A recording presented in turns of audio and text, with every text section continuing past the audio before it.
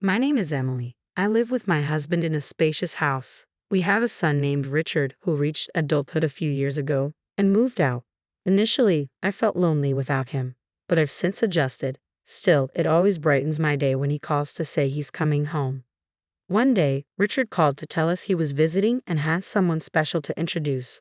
From the moment we heard this, my husband and I were filled with excitement. Before noon, Richard arrived with a lovely woman by his side. Although I had an inkling from his words, I never truly expected him to bring someone home.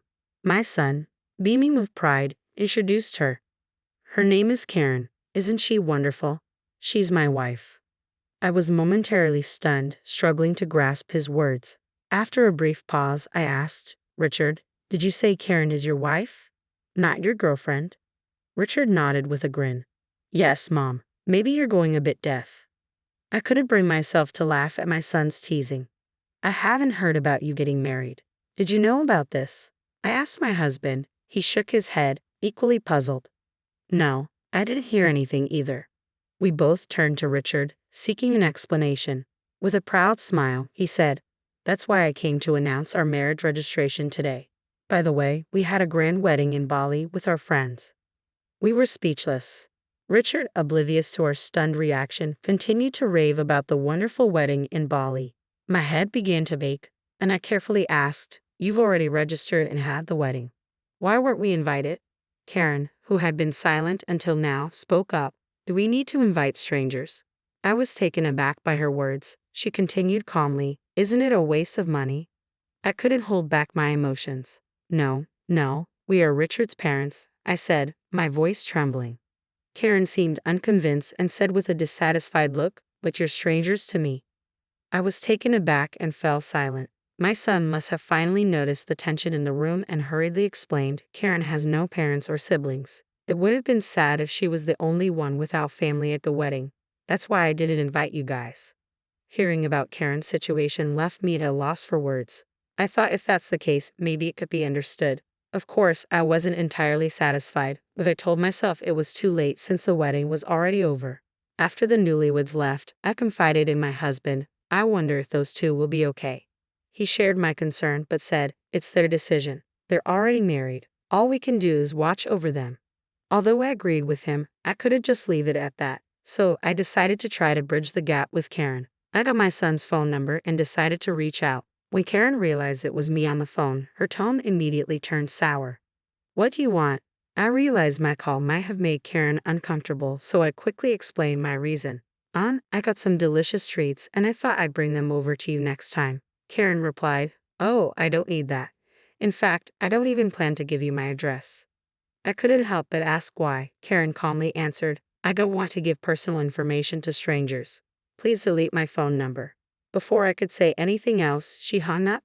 After that, I couldn't get in touch with Karen. I realized my gesture must have felt like an intrusion to her. Feeling down, I shared my worries with my husband. He comforted me, saying, There's still time. Don't rush. Forcing closeness won't necessarily lead to good results. Just hope that she'll open her heart to us someday. I took a deep breath and nodded. You're right. A month after I stopped trying to contact my son and his wife, my son suddenly reached out. What's going on? I asked. He told me Karen is pregnant. I was thrilled by the happy news. Knowing how tough it can be for a first-time mother without her parents, I asked for their address so I could go help. But my son said, No, I can't give you the address. We don't need help, just money. Give me your bank account number so I can transfer it. I tried to explain to my son how difficult childbirth could be, but he wouldn't listen. Moreover, he said that Karen herself was against it. In the end, I transferred only the money as my son requested. After that, I never heard from him again. There was not even a report of the child's birth. A year passed, and despite my attempts to call, I eventually couldn't reach him at all. It seemed my son no longer thought of us as family. Even if I wanted to confirm it, there was no way to get in touch. Feeling helpless, I went to the local supermarket one day and met a familiar face. At first, I didn't recognize him, but when he called out to me, I realized who he was. It's been a long time. Do you remember me? I'm David Johnson. Hearing the name, my memory came rushing back. He was a friend my son often brought home during high school. I didn't recognize him at first because in my mind he was still a high school student. David, you've grown up so well. I said, looking at him closely. David seemed pleased and a bit shy. Then I noticed the woman standing next to him. She wore a matching ring with David, and her belly was noticeably large. I involuntarily covered my mouth and exclaimed, "Oh my!" David nodded shyly. "This is my wife, Olivia. Our child is due in 2 months." "Olivia, is it? Congratulations." "Thank you," Olivia said, looking momentarily confused before smiling happily. After a brief exchange of pleasantries, we parted ways quickly, not wanting to impose on the expectant mother. 2 months later, I received an email from David. We had exchanged contact information during our reunion because he wanted to share the news of the birth. The email included a photo of their newborn baby, a truly adorable little one. As I looked at the picture, I couldn't help but imagine what it would be like if it were my own grandchild. I looked at the photo of the baby, someone I had never met, and found myself shedding a few tears. I emailed David, offering to send a gift to celebrate the occasion. Shortly after, a flustered David called me. "I didn't reach out with that intention, so please don't trouble yourself." I couldn't help but chuckle at David's apologetic tone. "That's not it. I just want to celebrate, since I can't do anything for my own grandchild." There was a pause on the other end before David asked, "Something happened with Richard, didn't it?" I remained silent, and David continued. "I was hesitant to tell you, but actually," he revealed a shocking story. Olivia was originally Richard's girlfriend. Richard had chosen another woman and unceremoniously dumped Olivia. That woman was Karen. Olivia was devastated after being abandoned by Richard, and I couldn't leave her to deal with it alone. I tried to convince Richard to make things right, but he wouldn't listen. Eventually, I gave up and ended our friendship. David's story ended there. At that moment, I felt a deep sense of anger toward both my son and Karen, despite being my own child. I also realized that my actions had unintentionally reminded Olivia of her painful past. Even though I wasn't aware of it, I had caused her distress. She likely didn't want to see Richard's mother. "I'm truly sorry for mentioning that I wanted to celebrate," I apologized. David quickly reassured me. "You don't need to apologize, Mrs. Smith. Olivia doesn't mind. She was the one who wanted to send the baby's picture. Please don't worry about it." Their kindness only made me feel more guilty. David then added, "I just don't want Olivia to have anything to do with Richard and his wife ever again." I agreed wholeheartedly. "I'll do whatever I can to help, even if it might not be much." I also shared with David the strained relationship I had with my son and his wife. David was visibly shocked by Richard's recent behavior. We quickly shifted the conversation to lighter topics before ending the call. I relayed everything I had learned from David to my husband. I then told him that from now on, I would consider Richard and his family as strangers. My husband agreed. "At least we can take a breather." I glanced around the room, where most of the unpacking was complete, and nodded. "Our new life begins here today." The house we had lived in felt too large for just the two of us. When we were considering moving, we were introduced to this newly built high-rise condominium. We had planned to inform our son about the move, but ultimately decided against it. I headed out to buy ingredients for dinner. As soon as I stepped out the front door, someone called out to me, "Mom." I turned around, unsure of what I was seeing, and there was my son, approaching with a slight smile. "Why didn't you tell me you moved?" "I was surprised to find strangers at the old house. I had to search quite a bit to find you," he said. I met his gaze with stern eyes. "I didn't need to tell you. You're a stranger to me."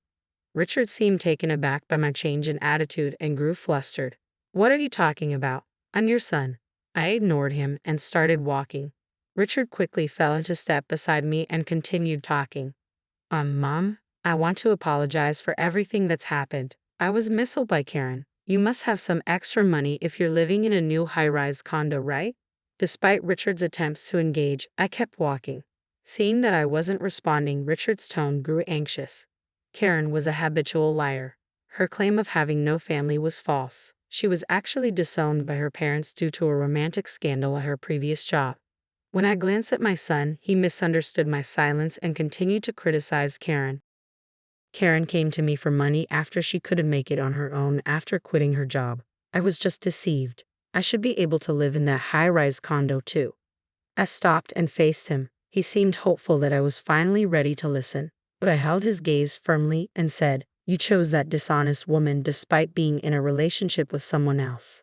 This is the consequence of your actions." Richard looked stunned by my words. I delivered my final message. Your only family now is Karen. You two are perfectly suited for each other.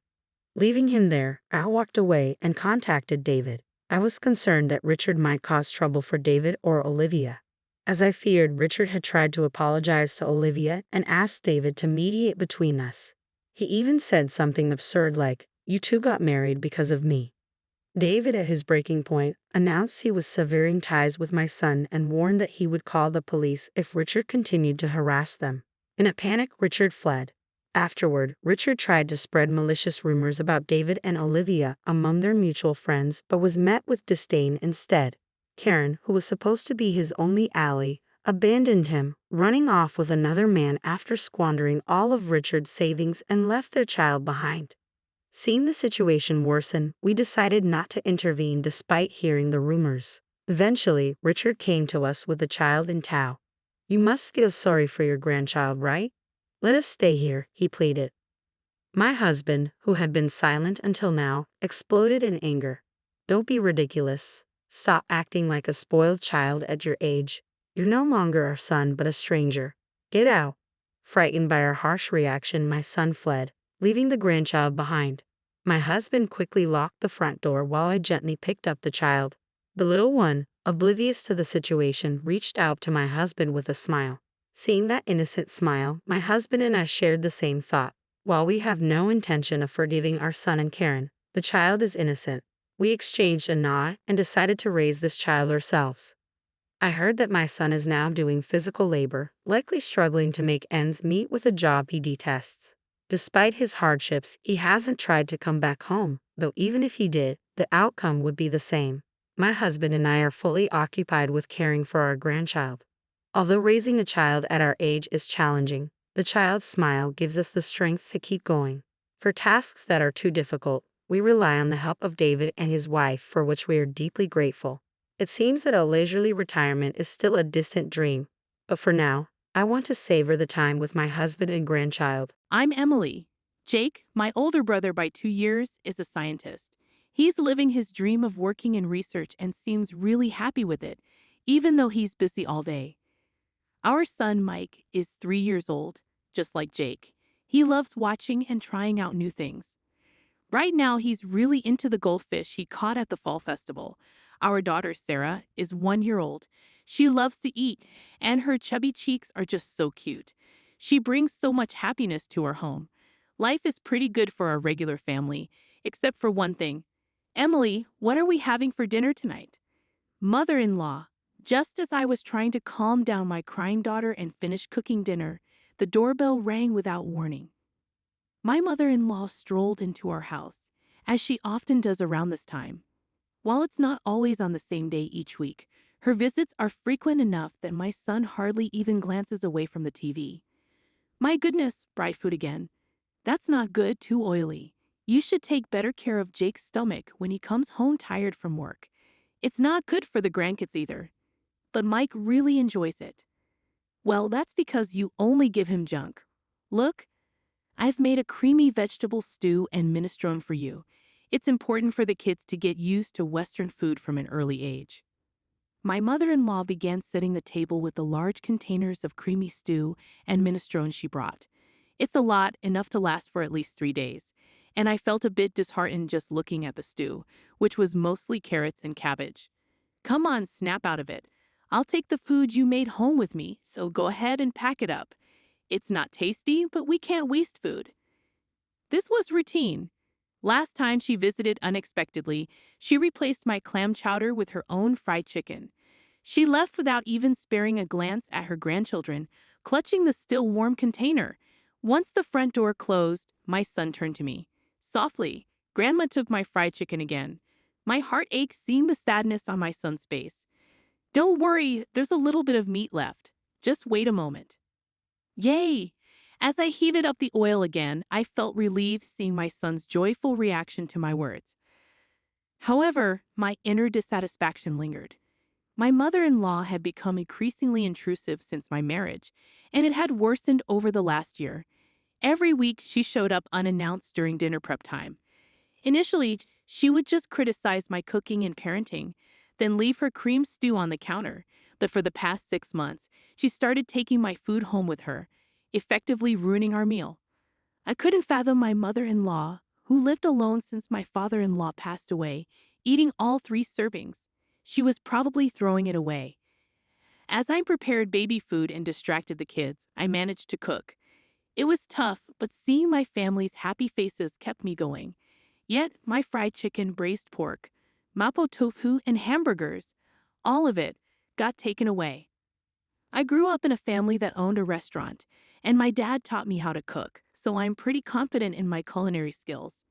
And honestly, I think my food tastes better than my mother-in-law's overly sweet cream stew.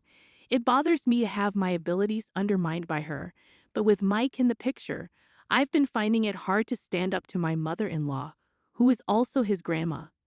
More cream stew? Jake, who comes home after the kids have gone to sleep, makes a face when he sees dinner. Since only Mike's share of fried chicken was left, I serve Jake a large platter of the cream stew.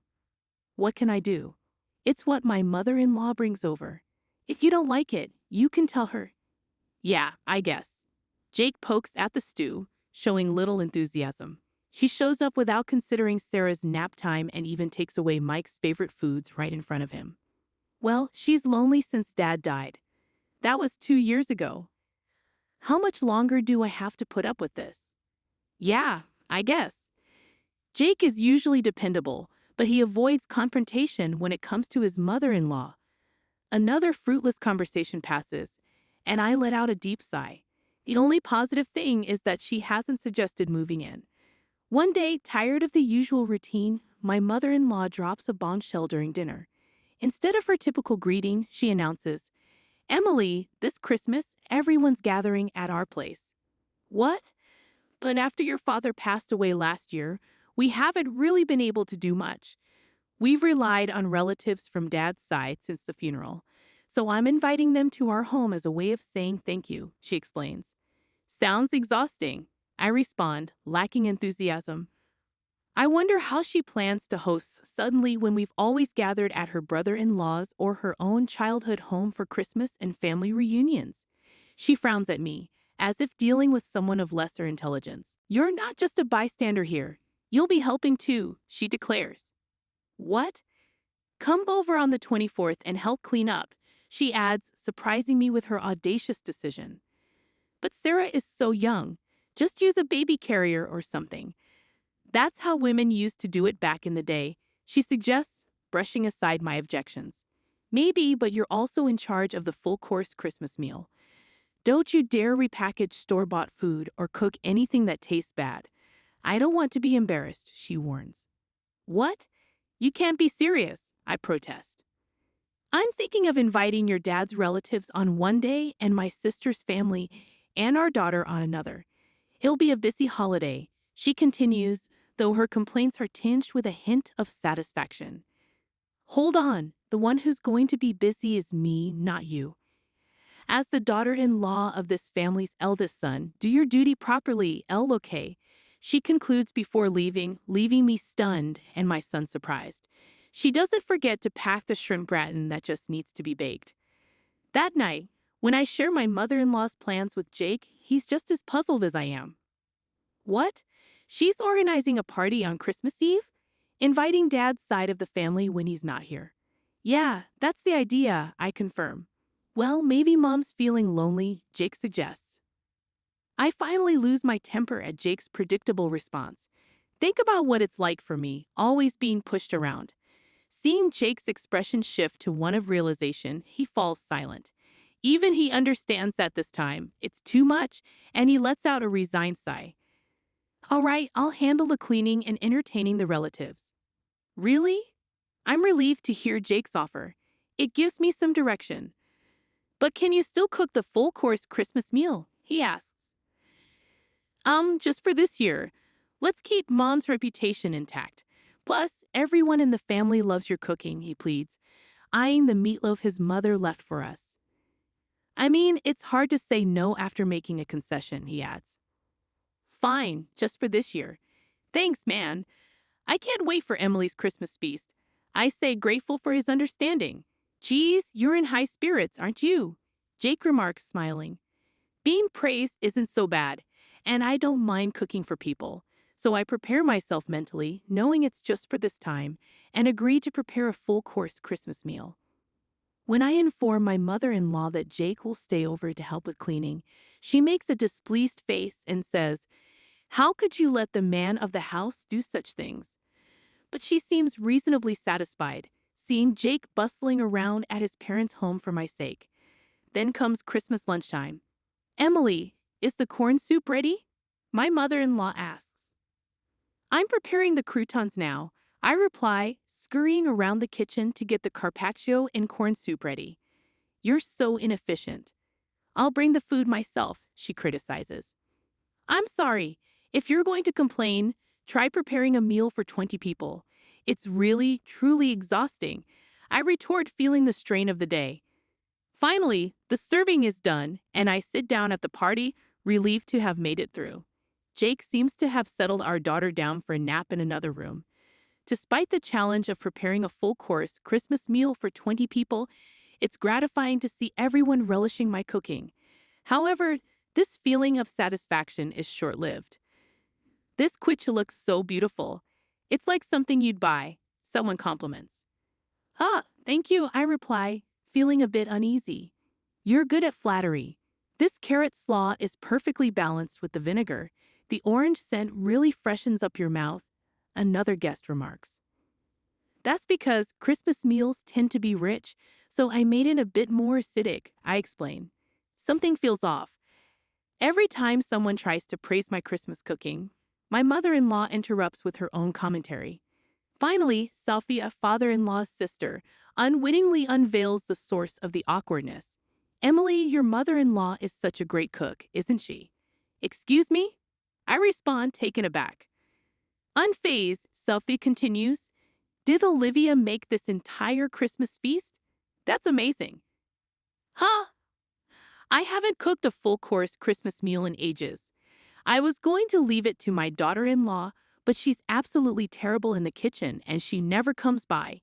Even when I offer to teach her, my mother-in-law chimes in, completely disregarding the truth. I'm left dumbfounded by her audacious claims. "Oh, Emily, you should really take after Olivia while she's still well. Jake might miss the taste of home sometimes, you know? The way to a man's heart is through his stomach," she adds, seemingly offering advice but actually delivering a veiled insult. Daniel, a relative nearby, laughs, adding to my discomfort. "You know, Olivia, that pork belly stew you made last time was delicious. It's amazing you can cook both Western and Japanese dishes." "It's not that big of a deal, but I'm glad you enjoyed it," my mother-in-law replies with false modesty, knowing full well that the pork belly stew was my creation. As I stand there, stunned, she silently mouths, "Go on with it." It becomes apparent that she's been claiming credit for all my dishes, including the Christmas feast, and sharing them with the family. Now she wants me to go along with her lie. No way! Especially after all the times she criticized my cooking. Even though I want to speak up, I feel overwhelmed by the crowd and can't find my voice. But then my son comes to the rescue. "Mom, this omelet is really tasty. It looks different than usual, but your omelets are always good." His young voice cuts through the noise, silencing the adults. "Oh, Mike, this is actually quiche your grandmother made." Sophia tries to cover for him, probably out of kindness, but my son is adamant. "Huh? But it's tasty, so it's got to be Mom's omelet." "Grandma's omelet is super sweet and gritty. It doesn't taste good," he insists passionately, waving his hands around, leaving the adults looking puzzled. Of course, my mother-in-law panics. "Emily, don't teach the child to lie." "Excuse me? Who's the one lying here, Mom? Am I a liar?" Mike looks up at me, his face full of uncertainty. That's when I felt my anger rising. I felt silly. I didn't care what people thought of my mother-in-law or Jake. I tolerated her because she's Jake's mom and Mike's grandma, but turning my grandson into a liar just to save face, that's not right. If she's going to make my child lie, I'll stand up for what's right, even if it means being seen as the bad guy. I took a deep breath and stood tall. "Mike isn't a liar. You're the one lying, Grandma." "Huh." She looks surprised. She probably didn't expect me to confront her. I stood up and pointed dramatically at the table. I made this entire Christmas meal, including the corn soup, from start to finish. What? The room erupted in shock. My flustered mother-in-law began to panic and shout, "Wait, wait, Emily, you're lying. Are you out of your mind?" "I'm not lying, Sophia. You said you got the pork belly stew from Grandma, right?" I turned to Sophia, who looked surprised. "Ah, yes, it was delicious," Sophia admitted. "I made that too," I revealed. "Huh?" Sophia looked bewildered. "You're terrible taking credit for Jake's mom's cooking and trying to frame her. You're the worst daughter-in-law." "Then can you tell me the recipe for the pork belly stew, mother-in-law?" I challenged. "What? Well," she hesitated, then suddenly exclaimed, "It's a secret. It's a secret family recipe, so I can't tell you in public." "You don't have to give details or measurements, just the basics," I insisted. Even the relatives who were disgusted by our petty fight started to see who was in the right. "Emily, that's enough," my husband Jake intervened. He had apparently finished putting our daughter to sleep and silently appeared near the door, restraining me with a stern voice and face.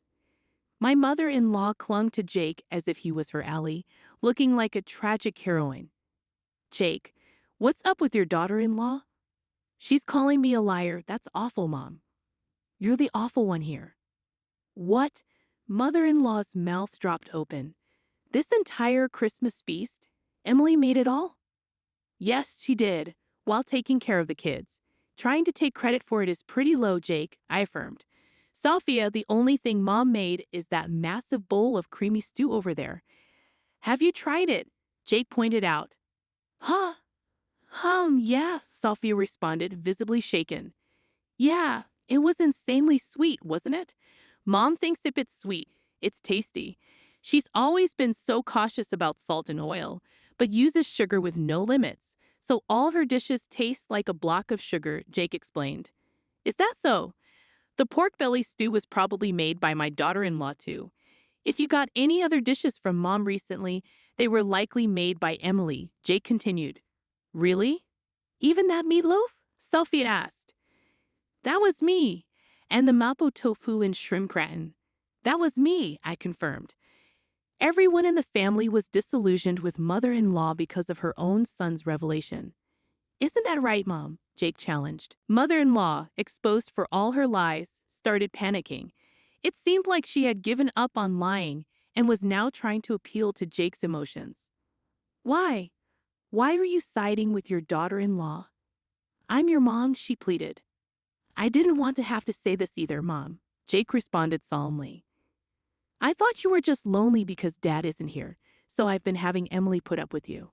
But this isn't anything but harassment towards her. There's no reason to protect you anymore. Don't see Emily or the kids ever again," Jake firmly tells his mother, dismissing her pleas. He starts cleaning up the Christmas feast and then apologizes to the relatives. "I'm sorry for the disturbance this Christmas, Emily. Mike, let's go," Jake says as he takes Mike's hand and stands up. Mike looks at his grandmother and asks, "Grandma, where's your I'm sorry?" "Huh? When you lie, you say I'm sorry, then you get forgiven, right? Isn't that right, Mom?" Mike questions. Huh?" His grandmother stammers, unable to respond. "I get it. You have to be forgiving when it comes to raising kids, but a simple sorry isn't going to cut it," Jake remarks.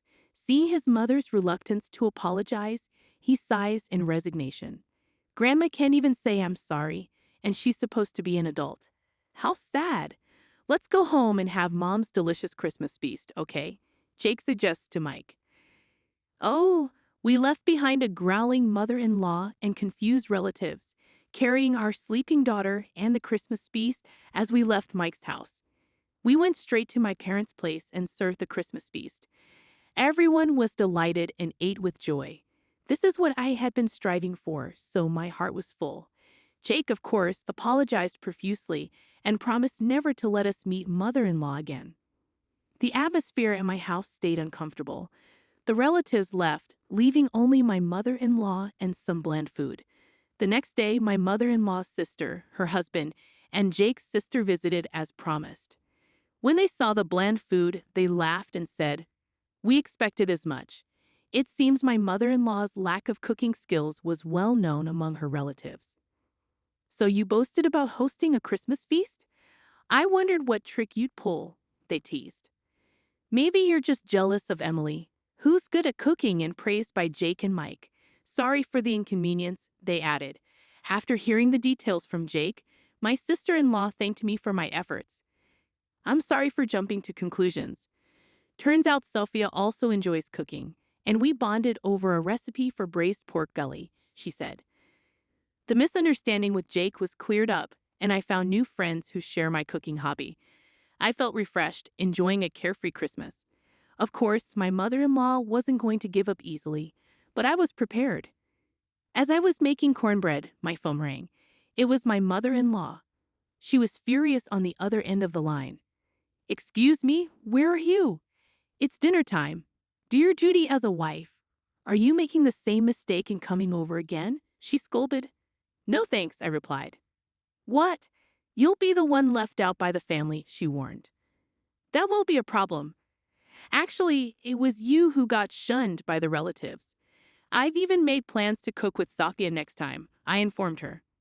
What? Mother-in-law probably never imagined that I'd become close to father-in-law's side of the family. I informed my mother-in-law that I wouldn't be returning to her house. Instead, my kids and I have been staying at my parents' house since Christmas. We're planning to find a new place to live now that the holidays are over.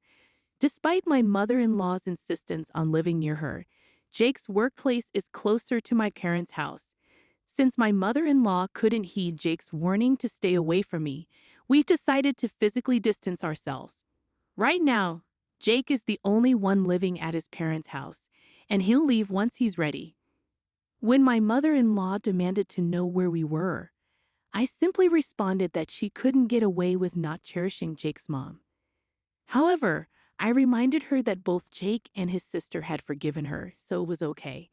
With that, I thanked her for everything and said goodbye before hanging up and blocking her number to ensure I never had to hear her voice again.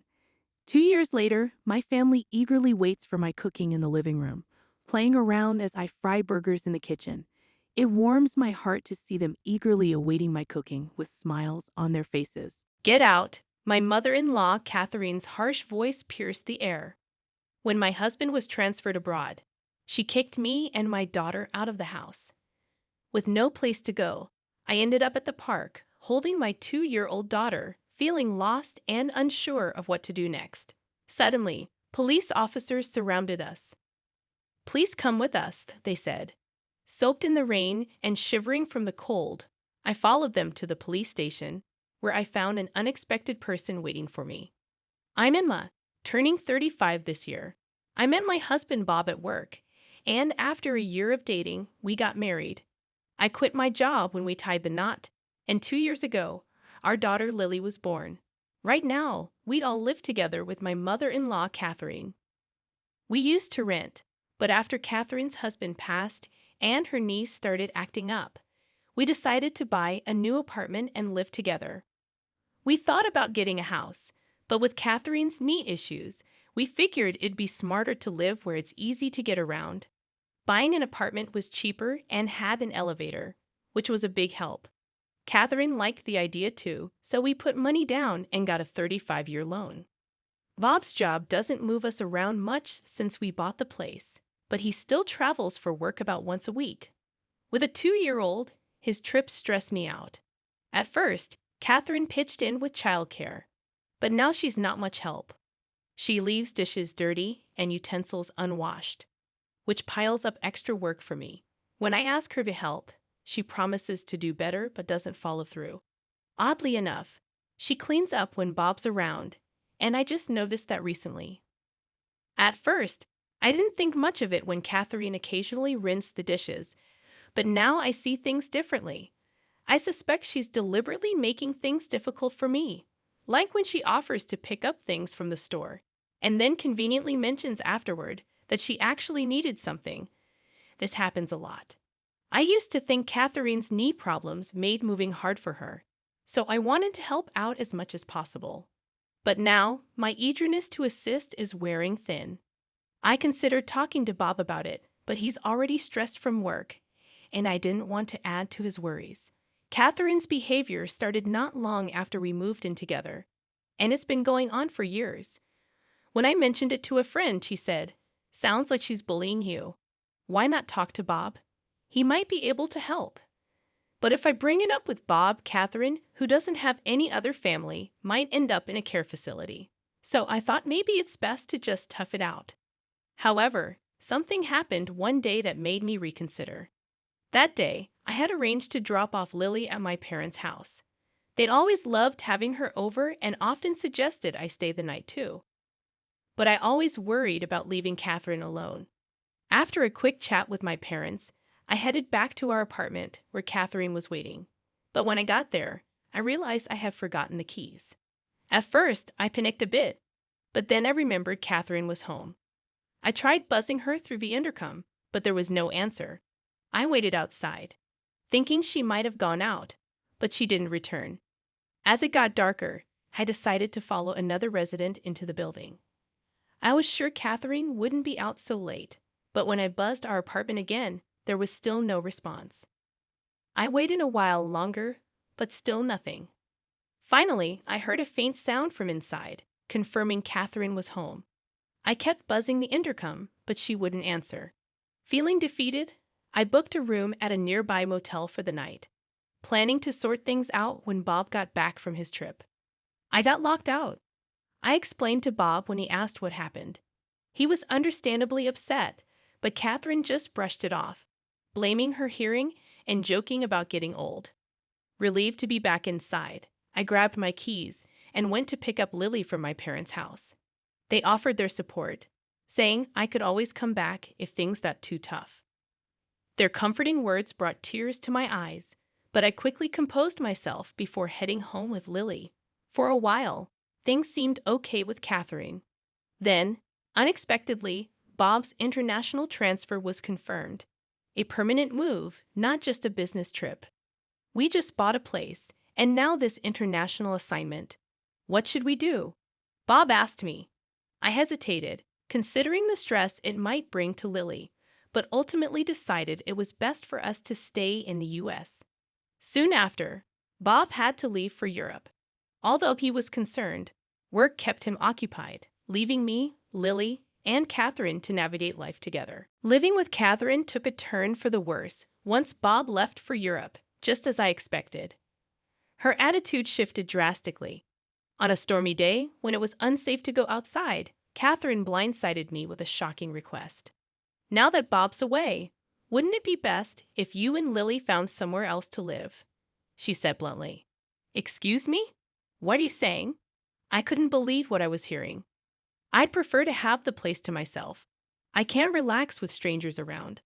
So if you could leave as soon as possible, that would be great," she replied, showing no remorse. I was stunned by Catherine's nerve. Despite not being blood-related, I had always treated her like family, doing my best to make our living situation comfortable. But to her, it seemed we were just unwanted guests. As I contemplated packing up and returning to my parents' house, Catherine's next words cut deep. "Why are you still here? Just leave already," she demanded, showing no mercy. Before I knew it, Lily and I were standing outside our own home, dressed only for indoors, as Catherine slammed the door shut behind us. No matter how hard I knocked, she refused to open it. Lost and stranded, I took Lily to a nearby park for shelter from the pouring rain. Without my wallet or phone, which were inside the house, I felt utterly helpless, unsure of our next move. Exhausted and freezing, I tried to keep us warm as we huddled together. With nightfall approaching and the cold setting in, I feared we might fall ill. Desperate for help, I considered the long walk to my parents' house, despite the distance. As I weighed our options, I noticed two faint lights in the distance. Squinting through the rain, I realized they were police officers approaching. Before I could decide what to do, one of them called out to me. "Are you Emma? And is this little one Lily?" the officer asked, catching me off guard with his knowledge of our names. I nodded weakly, confirming our identities. "Please come with us to the station," the officer requested, and I couldn't help but wonder why they were taking us there. Lily and I obediently got into the patrol car, grateful for the large towels the officers provided to shield us from the cold and rain. As we shivered in the backseat, I couldn't shake off my curiosity. "How did you know where to find us?" I asked, hoping for some answers. "We'll explain everything once we're back at the station," they assured me. Exhausted, I soon drifted off to sleep, only to awaken later to find ourselves at the police station. Following the officers inside, I was taken aback to see Catherine and my uncle waiting for us. "Uncle, what are you doing here?" I asked in surprise. "Bob contacted me. He suspected you might be having trouble with his mom, especially since he's overseas," my uncle explained, shedding some light on the situation. "He wanted me to keep an eye on things for him," my uncle explained. Apparently, Bob had discussed this issue with him before, expressing his concern about not being able to be there himself while he was overseas. My uncle had spotted us in the rain earlier that day and had considered taking us in himself. However, he found Catherine's actions extreme, so he decided to report it to the police. That's why the officers knew where to find us and came to our rescue. Catherine had also been summoned to the police station, where she sat glaring at me, seemingly unaware of the reason for her presence. "Why do I have to be here? My knee is acting up, you know. If Bob were here, none of this would be happening," Catherine argued. Little did she know that this entire situation had unfolded because of Bob reaching out to my uncle for help. During discussions with the police, it became evident that the situation might have legal implications. As a result, I was advised to consider hiring an attorney to navigate the complexities ahead. "An attorney? That's an overreaction. I just locked the door, that's all. I didn't do anything else," Catherine protested. "Do you even realize what you've done? You threw Emma and a little child out in torrential rain. That's not something forgivable," my uncle defended us, emphasizing the severity of Catherine's actions and asserting my rightful ownership of the house. "That's impossible. Bob is the head of the household. He's the rightful owner. Now that he's not here, it should be mine," Catherine insisted, misunderstanding the ownership status. In truth, my uncle, who works in real estate, had facilitated a great deal on a condo for us, and Bob had recommended putting it under my name. Following my uncle's guidance, I decided to seek legal advice.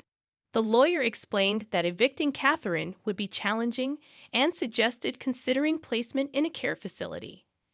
I immediately called Bob to update him on the situation. He hadn't anticipated the severity of the issue and expressed his desire to return from Japan to address it properly, considering placing Catherine in a facility. Unaware of the unfolding developments, Catherine, despite being at the police station, nonchalantly snacked on crackers. Unable to return home with Catherine, I sought refuge at my parents' house until Bob's return. With a week before his arrival, I had time to reflect on our options. If Bob wouldn't support me, then divorce seemed the only option, I lamented, regretting my delay in seeking advice. A week later, Bob returned from Europe, and I moved back home from my parents' place. However, his stay was brief as he needed to go back to Europe soon. With limited time in Japan, we had to discuss our next steps. I'd heard some things from Emma's uncle. Is all of that true? Bob inquired as soon as we were together. Catherine adamantly denied any wrongdoing, insisting it was all lies and accusing me of plotting against her. Surprisingly, Bob seemed inclined to consider Catherine's perspective.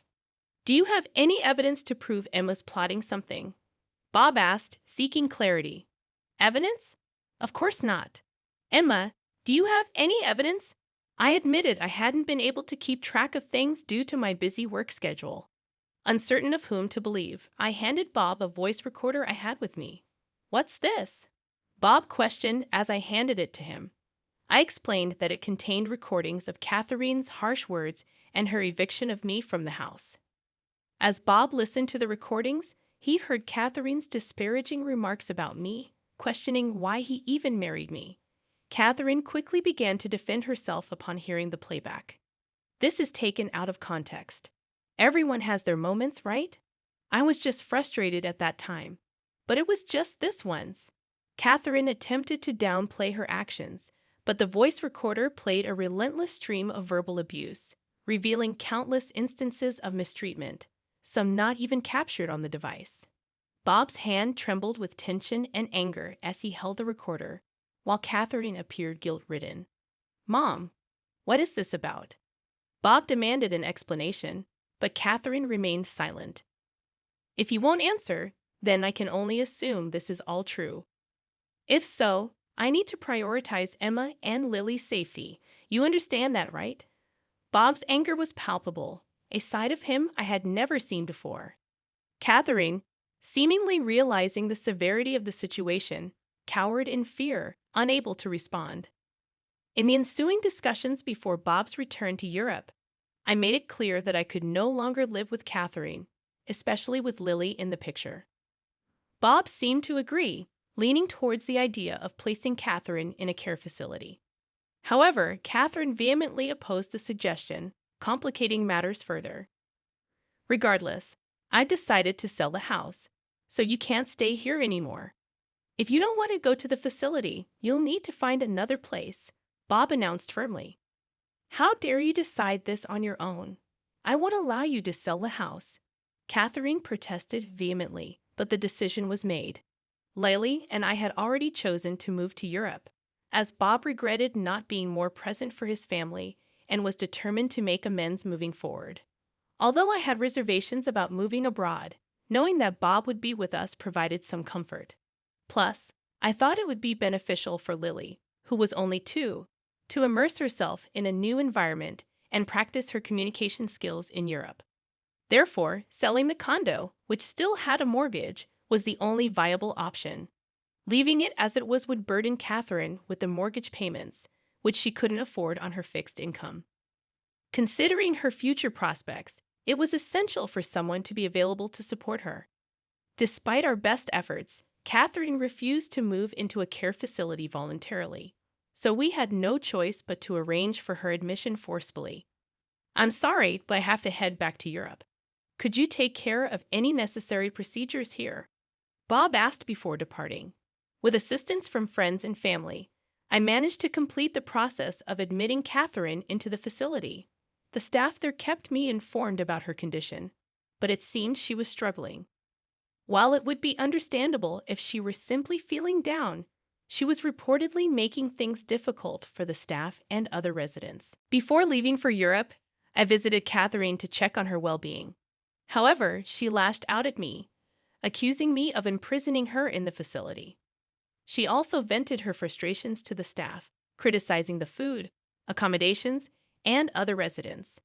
Despite apologizing to the staff for her behavior, they reassured me, saying they were accustomed to handling such situations. Despite the challenges and the mistreatment I had endured from Catherine during our time living together, I couldn't help but feel anxious as I embarked on my journey to Europe. Upon arriving in Paris, Bob greeted me at the airport, and we made our way to the apartment we had rented. While they say rents in Paris are steep compared to Texas, Bob's company provides a housing allowance, which allowed us to find a spacious and affordable place.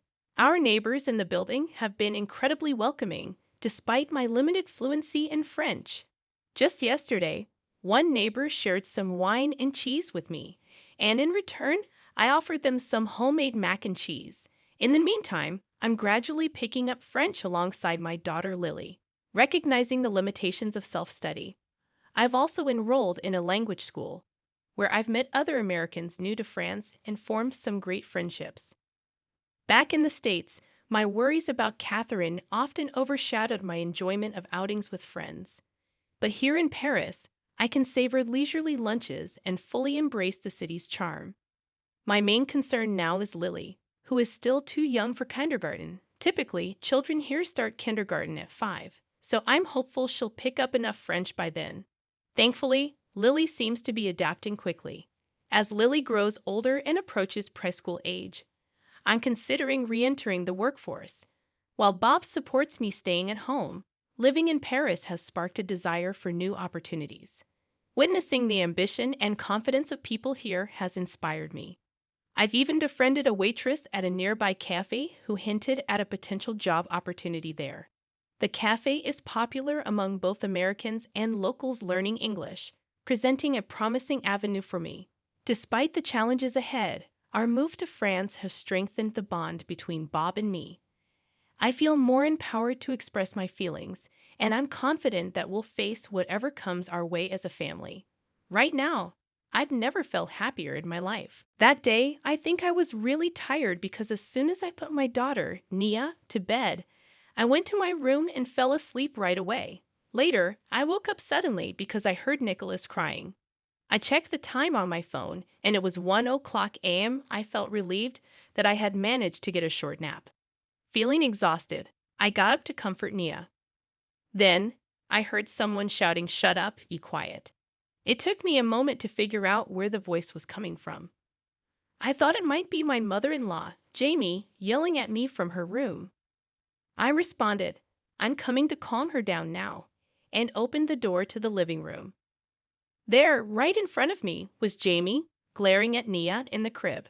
Then suddenly, she slapped Nia's face and said, "That's enough." Shocked, I yelled louder than ever, "What are you doing?"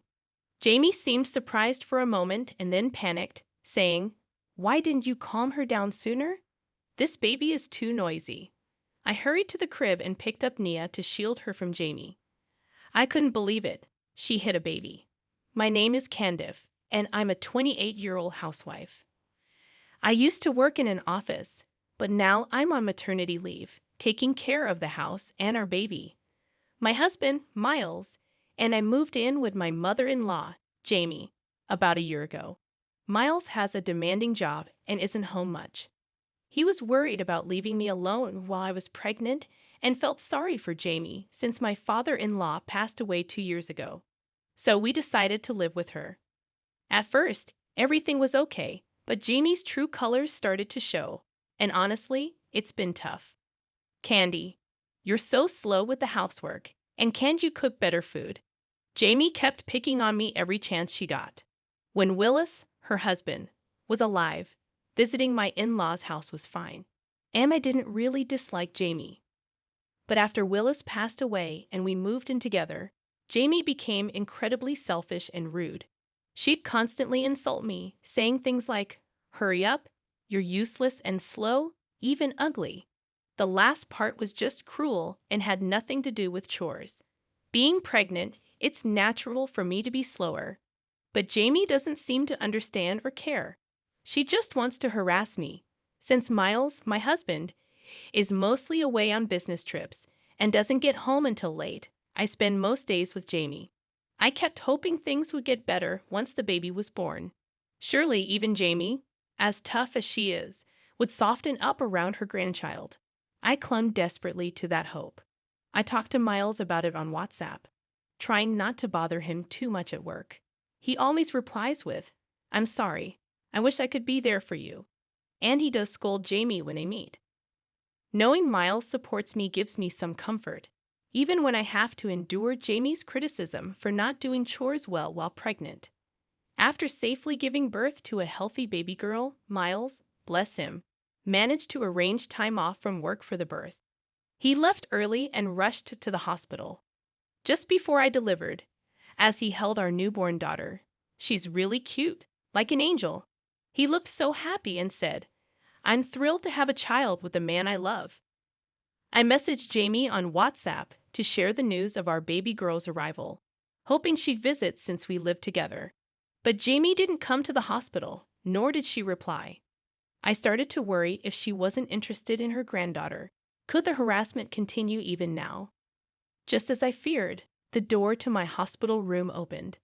"Candice, how are you feeling?" "Oh, what precious baby. She's a girl, right? She's going to be beautiful." My sister-in-law, Leela, came to visit. Leela is incredibly kind and cheerful, and she's always been good to me. I've always cherished my relationship with her. Since Leela is already married and has children, I had decided to seek her advice on parenting. "What'd you name her?" "Miles and I decided on Nia." "Oh, that's a lovely name." "Wait, Hasn't Mom arrived? No, I reached out to her, but she ignored my message. Ah, I see. She can be difficult sometimes, can't she? Unpredictable and lacking common sense. Yes, indeed. Leela is direct, and I've always valued that about her. She once told me, if you ever struggle living with Mom, don't hesitate to talk to me. That offer was a lifesaver. So whenever things got tough, I would honestly vent to Leela. She understood Jamie's challenging personality, so she refrained from scolding Jamie based on what I shared, knowing Jamie would take it out on me. That's why she only intervened when absolutely necessary. At that time, simply being able to share my frustrations was enough to ease my stress. Little did I know, things would become even more challenging after Nicola was born. Jamie, I'm home. When I returned from the hospital with Nicola, Jamie didn't acknowledge her presence at all. Instead, she ordered me to clean right away. I couldn't believe it. It was as if she was pretending Nicola didn't even exist. Despite feeling upset, I placed Nicola in her crib and started cleaning. But within 5 minutes, Jamie called out angrily, "Candy, get over here." Yes, what is it? That baby won't stop crying. Do something about it. I was stunned. Jamie referred to Nicola as that baby, as if she were a nuisance, and ordered me to silence her cries. Jamie continued to mistreat Nicola, demanding that I change her diaper and complaining about the crib being in the way. Each time Jamie yelled, Nicola cried louder in fear, which only angered Jamie more. It created a very tense and uncomfortable atmosphere for Nicola and me. Jamie, her name is Nicola. Could you please call her by her name? Shut up. Don't tell me what to do. You're her mother, so it's your responsibility to take care of her and make sure I'm comfortable. Look, she's crying again. Nicola started crying because Jamie had yelled just after I had put her to bed. I had to interrupt my chores to comfort Nicola, knowing Jamie would be upset if the housework was delayed. After soothing Nicola and returning to my chores, Jamie complained, "This crib is in the way, taking up so much space," and kicked it. The crib shook, and Nicola woke up crying once again. "What are you doing, Jamie?" I questioned. "Shut up. It's your fault for putting such a big thing here," she snapped back. "But you were the one who told us to move the bed to the living room because it's noisy when she cries in our room at night," I reminded her. "Are you complaining to me now? Stop arguing and soothe that noisy child," she ordered. Calling her that noisy child is really unkind. I had no choice but to carry out my chores while holding Nicola. Balancing housework and childcare without upsetting Jamie was incredibly challenging, and I was becoming increasingly exhausted. If I focused too much on childcare, I'd be scolded for being slow with housework, and if I prioritized chores, I'd be criticized for not parenting properly. Miles had been away on a business trip for about 2 months and wasn't home to support me. I tried reaching out to him through WhatsApp and phone calls, but he was always busy and couldn't talk for long. He apologized many times, saying, "I'm really sorry for the tough times." But I felt guilty for making him apologize when he was working so hard for our family. At the hospital, the doctor examined Nicola and reassured me that while her face was red, there were no signs of bruises or injuries, which eased my worries. I felt a wave of relief wash over me. "What happened? Did you accidentally drop her?" the doctor inquired. I recounted the incident to the doctor. Just then, Layla walked into the room. "Candice, is Nicola all right?" she asked with concern. "Oh, Leela!" I exclaimed. In my frantic state, I had called Leela while in the ambulance. With Miles away on a business trip and unable to rush back immediately, I reached out to Leela despite it being the middle of the night. Leela proceeded to inform the doctor about Jamie's actions towards Nicola. The doctor was visibly shocked, and Leela trembled with anger. The next day, I returned home with Leela. After some hesitation, I entered the house alone. Jamie acted as if nothing had happened and continued to harass me as usual. "You're late. Hurry up and make breakfast," she demanded. "You forgot to take out the trash because you came home late." You really can't keep up with the housework, she criticized. Enough already. Did you forget what happened yesterday? You hit a 3-month-old baby, remember? I confronted Jamie, her face flushed with anger. Why should I apologize? That child was the one being noisy. I just slapped her because she wouldn't listen. It's a form of discipline. I thought she wouldn't quiet down otherwise. Jamie defended herself. That's not discipline, it's violence. Enough. She's just a baby. Just do your chores already. I responded, feeling exasperated. You don't seem to regret it at all. You don't even think you did anything wrong. Leela, please come in, I called out to Leela. She entered the living room, and I couldn't believe what had happened. Mom, what were you thinking? I can't believe you would do something like that. Leela exclaimed. No, that's, Jamie was flustered by Leela's sudden intervention. Mom, you do realize that what you did is legally punishable, right? Jamie's face paled at Leela's words. Leela, you're not seriously considering suing your own mother, are you? She pleaded. I won't be the one suing. Candice will. I'll simply act as her lawyer, Leela responded firmly. But wait, it was just a form of discipline, Jamie tried to justify. Who would see hitting a baby as discipline? This is assault. I interjected, firm in my stance. No matter how hard Jamie tried to rationalize her actions, they could never be excused.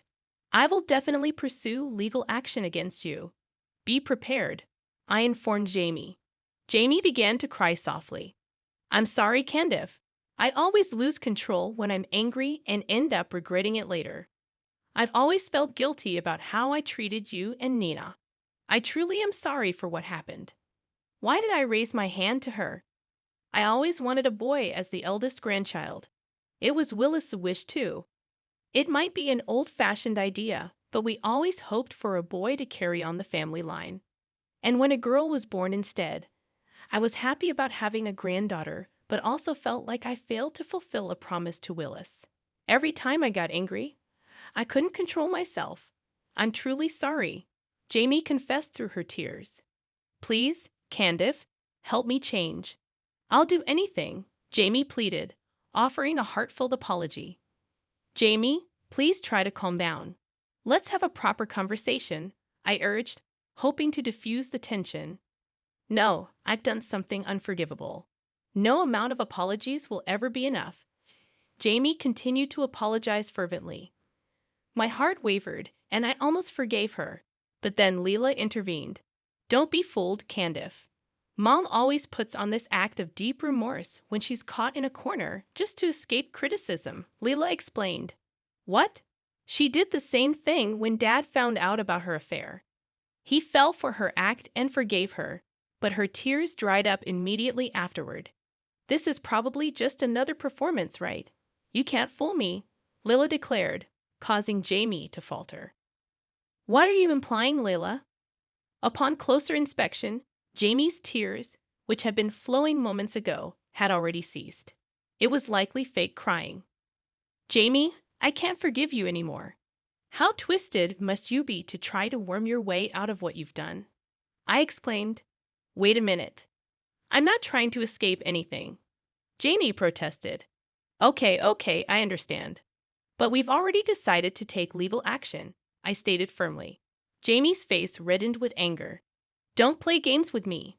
Why should I be subjected to this treatment by a daughter-in-law like you? How dare you? Just then, we heard the sound of the house key turning. Candice, is Nicola safe? It was Miles. Why are you here? I exclaimed in surprise. I had only contacted him on WhatsApp and thought he couldn't come because he was on a business trip. I had called him several times in the middle of the night. Yet here he was, having driven straight here since 3:00 a.m. and arriving this morning. I didn't expect Miles to be there too. Mom, stop it. I've heard about your mistreatment of Candice, and I've warned you about it multiple times, haven't I? And now you've gone and hurt my precious Nicola. I can't forgive you for this, Mom, Miles said firmly. Are you blaming me too? How cruel. After all I did raising you and Leela, Jamie retorted defensively. What are you talking about? You were hardly ever there for us. It was always Aunt who took care of us. Our memories are filled with the meals Aunt cooked. Not you, Mom, Miles replied, his tone tinged with frustration. Just stop it. Plus, I think the doctor already reported it yesterday, Miles added. Huh. The hospital knows Mom hurt her, so it's only a matter of time before the police get involved. Layla chimed in. No, wait. Are you okay with your mother getting arrested? Jamie pleaded, panic evident in her voice. I'd rather not have someone who hurts a 3-month-old baby around, no matter what you say, Mom. You don't have anyone on your side now, Miles stated firmly. Jamie finally seemed to grasp the severity of her situation. Her face drained of color as she slumped in defeat. Soon after, the police arrived, and Jamie was taken into custody. As a first-time offender, she received a suspended sentence. However, Miles and Leela decided to cut ties with her and obtained restraining orders against her. Miles moved out of the in-laws' house with me and Nicola and rented an apartment. During our search for a new place, we temporarily stayed with Leela, which was immensely helpful. Candice, I'm truly sorry for everything. I'll take parental leave if necessary. I'll switch departments or even jobs to ensure your and Nicola's safety, Miles assured me. His current workplace had some issues with its environment, making it challenging for him to secure parental leave. Consequently, he resigned and found employment elsewhere. Now he returns home on time and actively helps with Nicola and household chores. We reside in a high-rise near Leela's family, often gathering for meals or enjoying barbecues together. As for Jamie, I'm not sure about her current situation, but according to neighbors, she has become completely isolated since her arrest and rarely ventures outside. It seems that her prideful nature cannot handle being associated with such reprehensible actions. However, her whereabouts no longer concern me, and since she doesn't know our new address, the chances of encountering her unexpectedly are slim. My focus now is on living happily and supporting each other as a family with Miles, Nicola, and Leela's family. Actually, Margaret left everything to your sister. The house, the investments, the antique collection. All of it. Mr. Harrison's steady voice filled the mahogany-paneled office as my brother Derek's face drained of color, his mouth opening and closing like a landed fish. For 28 years, I'd been the invisible granddaughter, useful only for caregiving and errands, but Grandma's final act would reveal she'd been playing a longer game than any of us imagined. The question was, did I have the strength to claim what she'd secretly prepared me to inherit? My name is Juniper, and I'm 28 years old.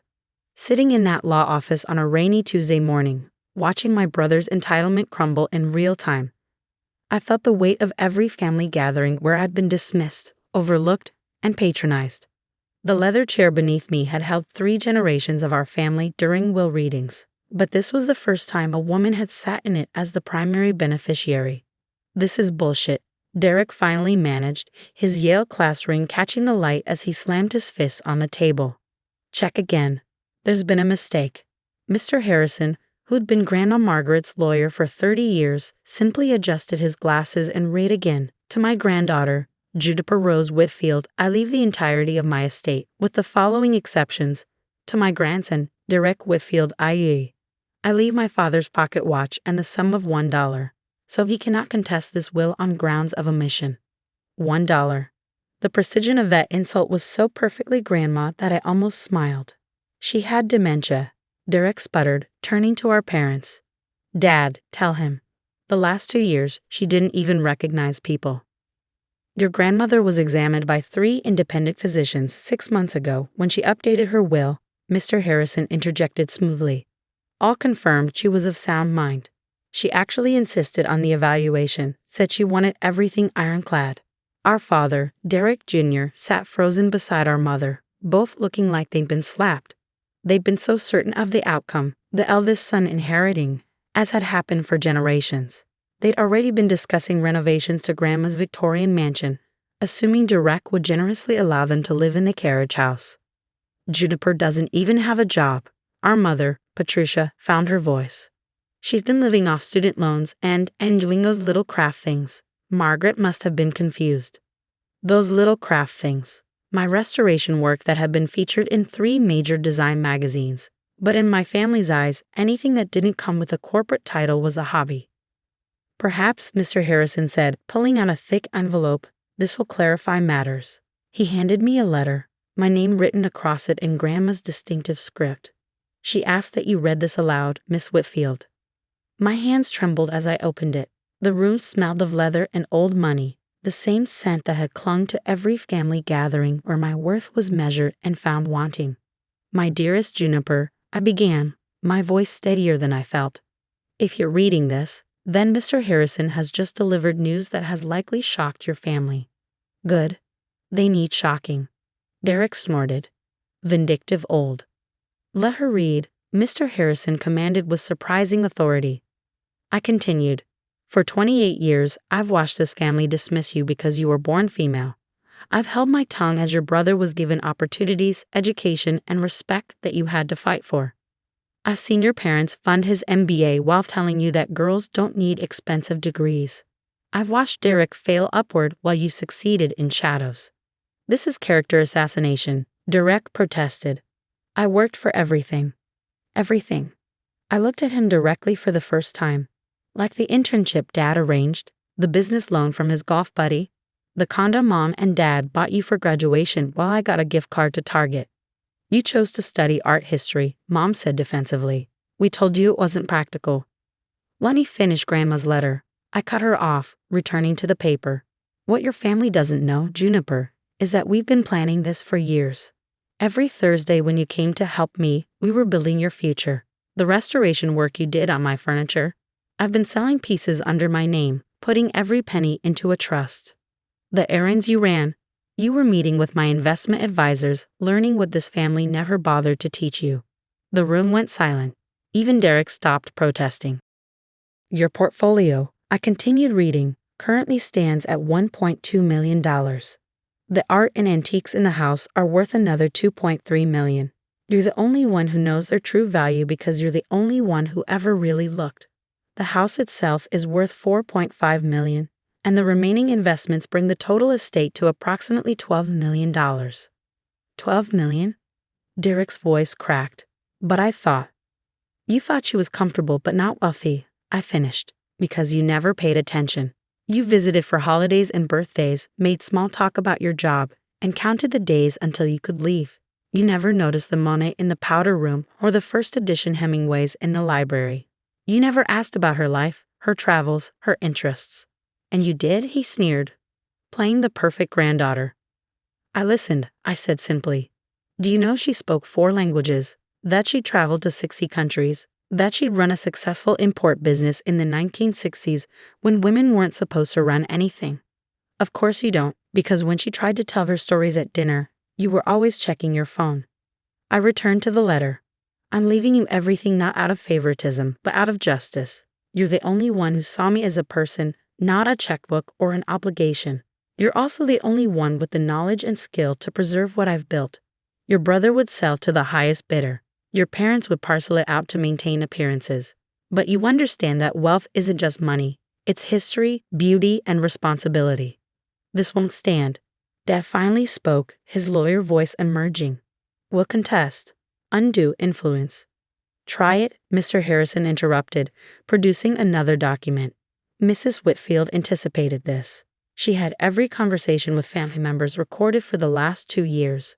Would you like me to play the one where you told her that women's money always ends up in men's hands anyway, so Derek should inherit? Or perhaps the one where your wife suggested Mrs. Whitfield was too old to make financial decisions? Mom went pale. She recorded us? Every word, I said, remembering the small recorder Grandma always kept in her knitting basket, including Derek's greatest hits. Remember when you told her that I was probably a lesbian because I was 25 and single? Or when you said women in business were just diversity hires? She kept a special file labeled Evidence of Stupidity. Derek stood abruptly. This is entrapment or something. She set us up. She revealed you, I corrected. There's a difference. Mr. Harrison pulled out more papers. There's more. Mrs. Whitfield has established conditions for any family member who wishes to contest the will. If you challenge it and lose, which you will, You forfeit the family burial plots and any items of sentimental value she set aside in storage. Additionally, the recordings will be released to what she called relevant parties. Relevant parties? Dad asked weakly. Your law partners, for one. Mr. Harrison smiled thinly. Mrs. Whitfield was quite thorough. I looked at my family, these people who'd made me feel small for so long. Mom, who'd spent my childhood telling me to be quieter, prettier, less ambitious. Dad, who'd introduced Derek as my son, the lawyer, and me as my daughter. She's also here.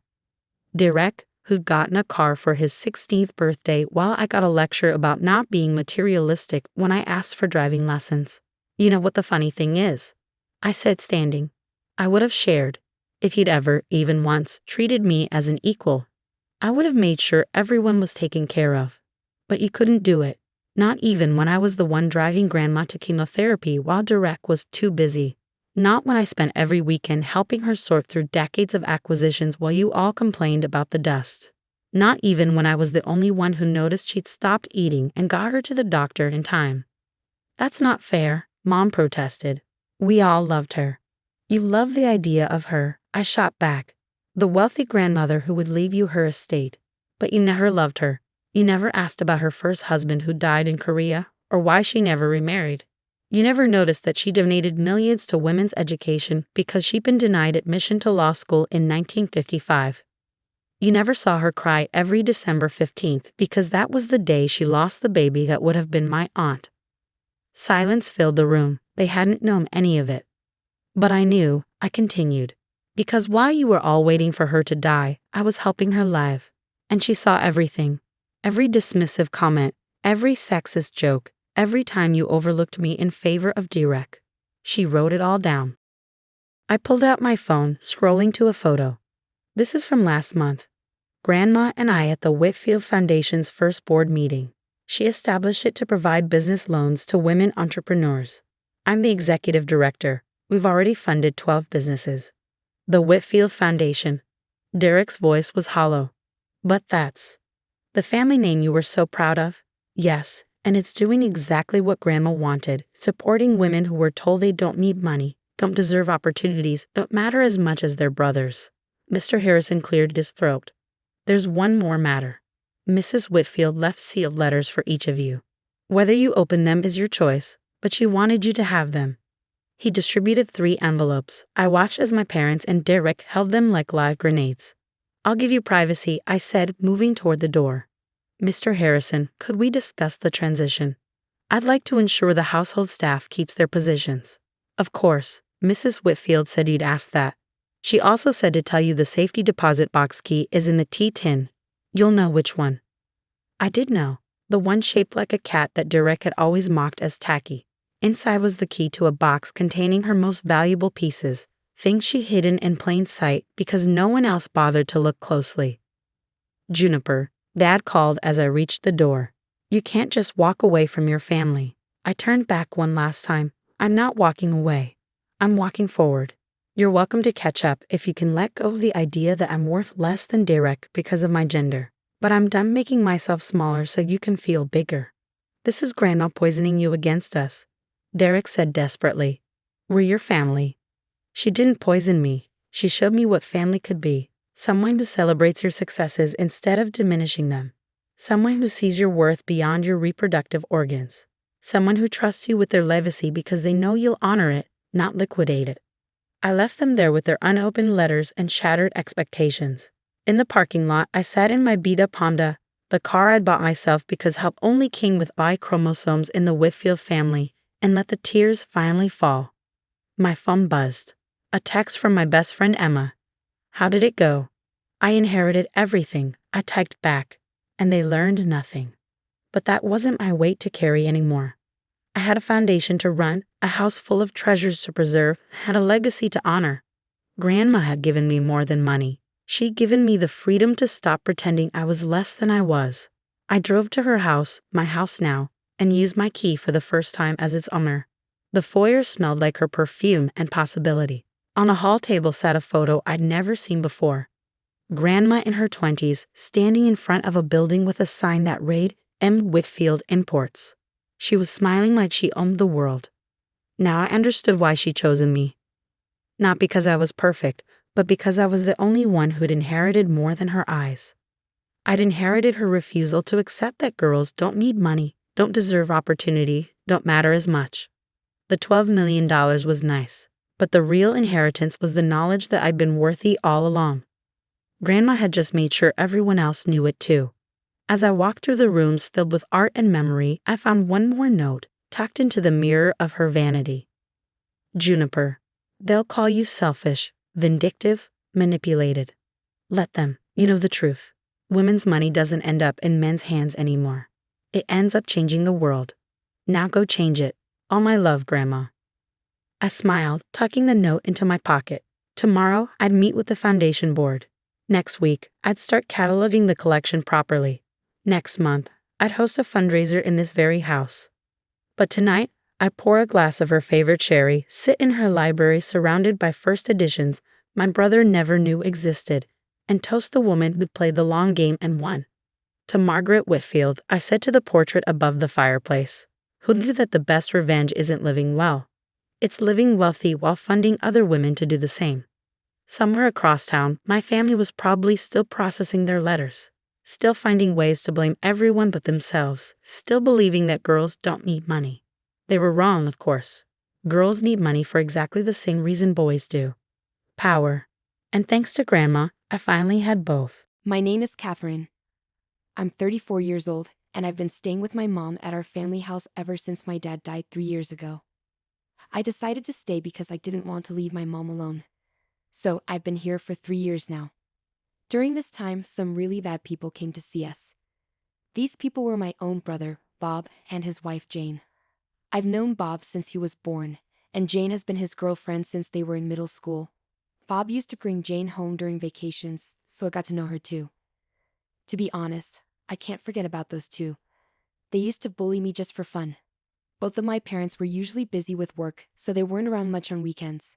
But when they were gone, that's when the bad stuff happened. We lived in a big mansion that my dad, who was a CEO, built for us. But one time, they told me to play hide and seek in the mansion, and when I hid in a closet, my brother and Jane filled it with stuff, trapping me inside. I'd be stuck in there until just before my parents came home, and then my mom would scold me for messing up the closet. One day, my mom came home early from work and caught Bob and Jane stuffing me in the closet and blocking the door. She was really mad. After that, they never locked me in the closet again, but they kept bothering me. I was angry at my parents for not being there when I needed them. I resented Bob and Jane, but I also felt mad at my parents for not helping me. Then, when I was in middle school, Bob and Jane did something really mean. They cut up my school uniform with scissors, wrote all over my textbooks, and even ruined my cushions and bedding. I found out later that Bob and Jane were in high school at the time, and they were angry because they got bad grades on their exams and their parents scolded them. That's probably why they took such a mean revenge on me. I was shocked in my messed up room. Why was this happening to me? Why wouldn't anyone help me? I stood there lost in those thoughts. Then, when I didn't come to dinner, my mom came to check on me and saw my room. She screamed, and my dad came running too. My brother came in last, struggling to hold back his laughter. He couldn't help but chuckle sometimes. Surprised, my parents looked at me as I said, "Mom, Dad, I want to leave this house." Tears started flowing as soon as I spoke. No one is helping me. Bob and Jane are always mean to me together. They've ruined my toys, my school stuff, and my clothes. I don't want to live here anymore. I'm mad at both of you, Dad and Mom. You haven't helped me. It was probably the first time I cried so much in front of my family. Before that, I just quietly endured and cried alone when things were tough. But this time, I cried loudly like a child. Seeing me like that, my mom hugged me and said, "I'm sorry for everything." Even my brother, after seeing how upset I was, seemed to understand how serious it was. He tried to leave, but my dad stopped him. "Do you understand what you've done? This is serious," my father said. Even though he wasn't yelling, his voice was scary, even to me, who wasn't being scolded. "Come on, Dad. It's not like we committed a crime. We were just having some fun," my brother replied. "Destruction of property is a crime. You need to understand that you have to make up for it," my father explained. But Catherine is family, and I'm still young. Minors can't be criminals, can they? My brother protested. My father sighed deeply at my brother's excuse. True, as a minor, you might not have the means to pay. But as parents, we're responsible for your actions. If you can't compensate, we'll have to. It's time for you to go live with your uncle. Uncle? My father's younger brother was known for being strict and disliked dishonesty. He was like a scary figure to the neighborhood kids, similar to a boogeyman. While he was nice to well-behaved children like me, he had no patience for troublemakers like my brother, Bob and Jane. Bob never got along with him. No, I don't want to live with Uncle. I promise I'll behave better, my brother begged. I've heard that promise too many times. When you and Jane locked Catherine in the closet, when you two chased her around, when you threw bugs at her even though you knew she was scared, every time we found out, we scolded you and you always promised to stop. But you kept doing it anyway. We can't have someone in our home who hurts our family, even if they're family themselves. You're not welcome here anymore, my father declared. After my father's declaration, he grabbed Bob by the neck and took him away. Later on, I learned that my parents were really upset with Bob's behavior. Even after being scolded, Bob didn't seem to get why he was in trouble. He just kept bothering me. I figured he was beyond help. Some people just don't understand how to behave in society. I learned that from watching Bob and Jane. Originally, Bob planned to go to university using our father's money after high school. But our father didn't think he'd do well there. He said, "You'll just cause trouble for others." So Bob ended up working at our uncle's company right after high school, but he seemed desperate to leave. As soon as he graduated, he and Jane rented an apartment together. They decided to live together without any help from our parents or uncle for rent or expenses. Later on, Bob asked me to lend him some money, even though I was just starting high school and didn't have a job. All the money I had saved up before, which Bob used to steal when he lived with us, was given back to me by my parents. I kept track of it in a notebook. So, I did have money saved, but I wasn't going to give it to him. I told Bob, "Aren't you embarrassed to ask your high school sister for money? I don't even have a job, so I don't have extra money to give you." After that, I told my parents about Bob's request, and they were angry. They'd promised not to help him anymore. I thought Bob and Jane should learn to live on their own without relying on others. From then on, I focused on my studies. I worked hard and went to college. After graduating, I got a job and continued learning new things. I was so busy with my own life that I forgot all about Bob. As I had forgotten about him, an invitation to Bob's wedding arrived at our house. The bride was Jane, of course, his partner. So they're finally tying the knot. I thought as my parents and I discussed whether we should go to the wedding of a family member. However, a few days before the wedding, my father collapsed and was taken away by an ambulance. He had always been frail, but this was the first time he had collapsed, so my mother and I panicked and called for help. During this crisis, I reached out to my brother, but he brushed me off, saying, "I'm getting married soon. Don't bother me during this important time." Even when I told him our father was urgently hospitalized, he dismissed it, saying, "He just tripped, right? Make sure you come to my wedding." Then he hung up. Sadly, our father passed away shortly after. With the funeral arrangements underway, my mother and I informed my brother that we couldn't attend his wedding. Despite his insistence that we should be there, my mother and I decided not to go. We also let Jane's parents know about our father's passing and our inability to attend. While Jane's parents understood, my brother and Jane accused us of disrespect for not attending. The message my mother and I received on our voicemail accusing us of rudeness was so absurd that it made me wonder who the real rude person was. While we were focused on arranging our father's funeral, my brother and Jane went ahead with their wedding without considering our loss. After that, my mother and I never brought it up, but we felt like our relationship with my brother was completely broken. Then, out of nowhere, my brother showed up at our door. When I answered the intercom and he said he had a delivery, I wasn't expecting him to be there in person.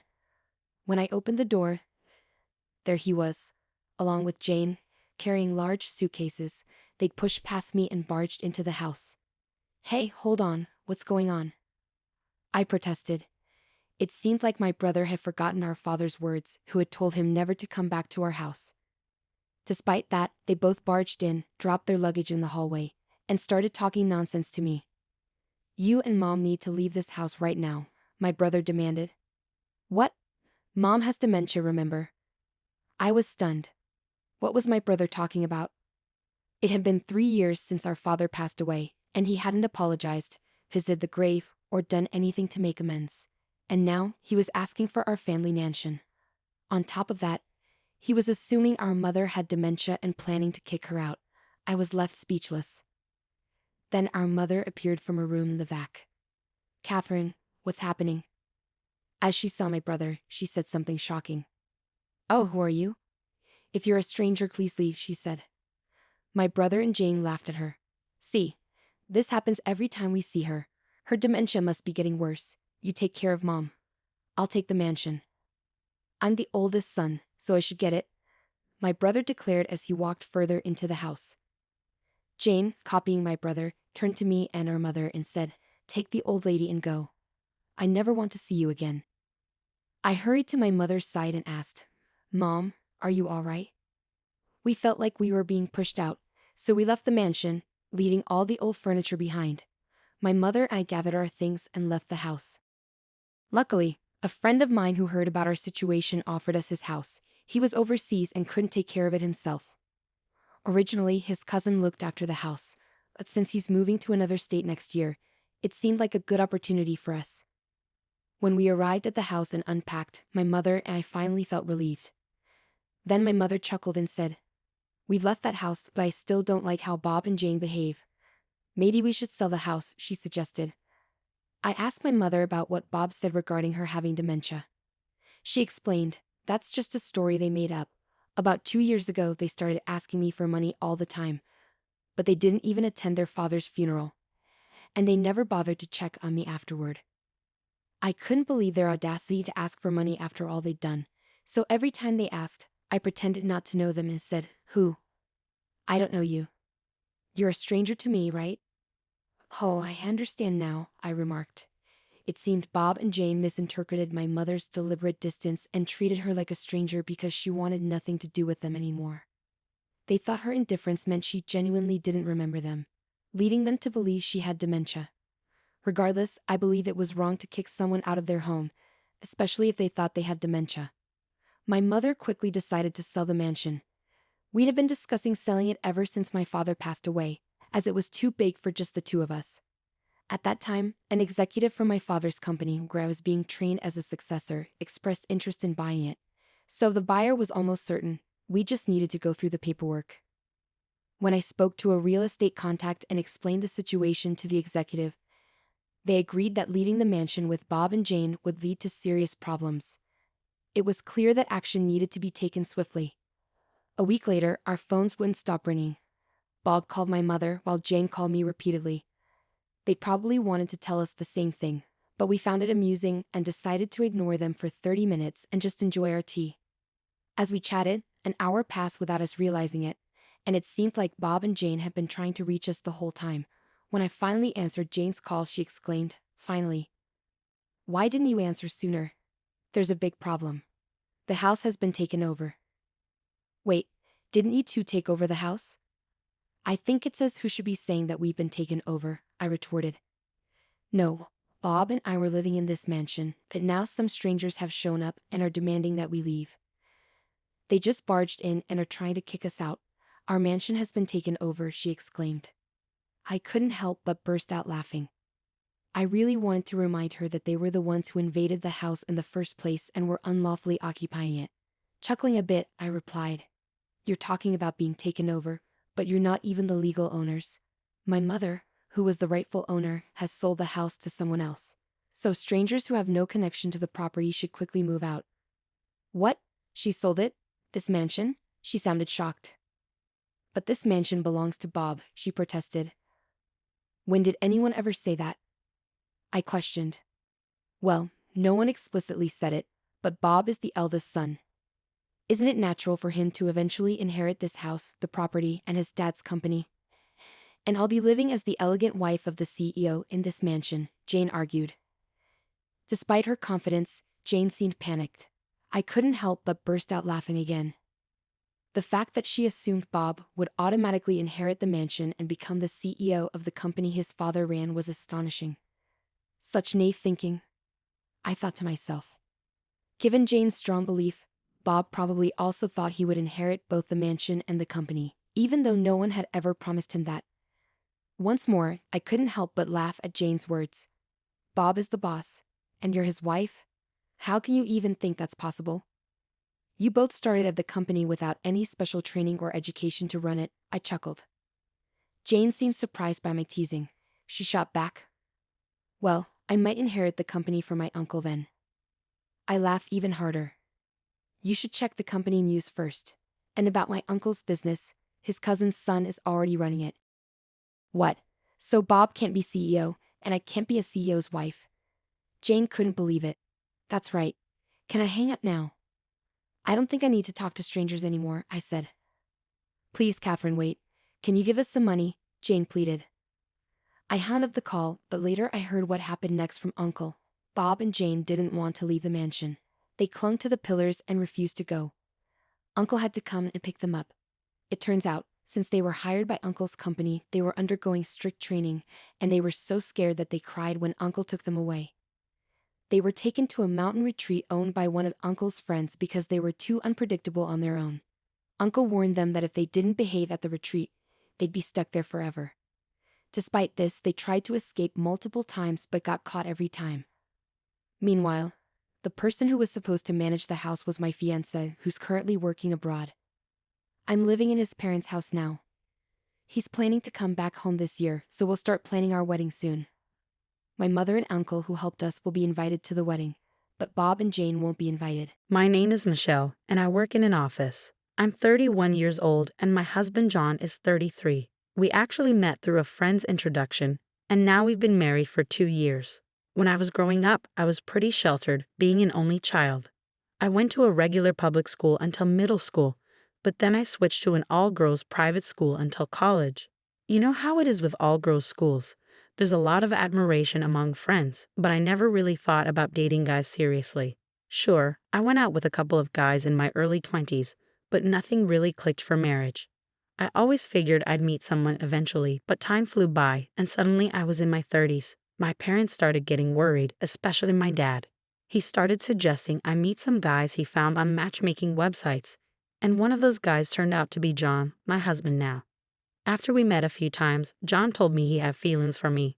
He's a really kind person who respects his parents a lot. I'm the same way, so I felt like we shared important values. That's why I decided to marry him. Our wedding was organized pretty quickly, and our families and friends were all there to support us. I was thrilled and hoped that our happiness would last forever. But not long after we got married, John's dad got sick and passed away. John started spending a lot of time taking care of his mom, which is totally understandable. He's always visiting her and even goes on trips with her. While he still cares about me, it sometimes feels like his mom comes first in everything. It's a bit frustrating, but other than that, things are okay. I guess this is just how marriage is, so I've learned to accept it and make compromises. Lately, I've been finding a lot of happiness in entering sweepstakes and winning prizes. It's been mostly little things like makeup and snacks. But then I hit the jackpot, a pair of tickets to Miami. I couldn't believe it when I got the call. It was the first time I ever won something so big. But then came the tough part, deciding who to take. John had just gone on a trip with his mom, and he usually pays for his own travels. So I thought, why not give this amazing opportunity to my parents? I hurried over to their house and shared the news. Guess what? I won a trip to Miami. Why don't you two go? My mom was ecstatic, saying it had been ages since they'd gone on a trip abroad. However, my dad didn't seem as excited about the trip. I've got work commitments, Michelle, he explained. But you still have some paid leave left, don't you? I countered. True, but this is a busy season for our industry, especially for me as the department head. Taking time off isn't easy. My mom then suggested, Michelle, if you can manage to get leave, why don't you and I go? I thought about it and agreed. You're right, Mom. It's too good of an opportunity to miss. Since my dad couldn't make it, I decided to ask my boss for time off the next day. Thankfully, work was slow, and I got permission without any trouble. After work, I swung by a bookstore at the station to pick up a guidebook on Miami, filled with excitement for the trip. As I neared home, I noticed the lights were already on.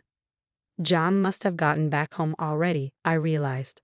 I better hurry up with dinner, I thought to myself. As I opened the door, instead of John's shoes, I spotted a pair of women's shoes I recognized. "Michelle, what's the meaning of leaving the house empty at this hour?" scolded my mother-in-law. "Oh, I didn't know you were here," I responded. "It doesn't matter if I'm here or not. It's time for John to be home, and you should be preparing dinner and getting things ready for him," she lectured. Living nearby, she has a spare key, courtesy of John. I understand she feels lonely since her husband passed away, but her unexpected visits and presumptions of entitlement don't sit well with me. Plus, she holds onto old-fashioned beliefs about a wife's role, and she's not a fan of me working.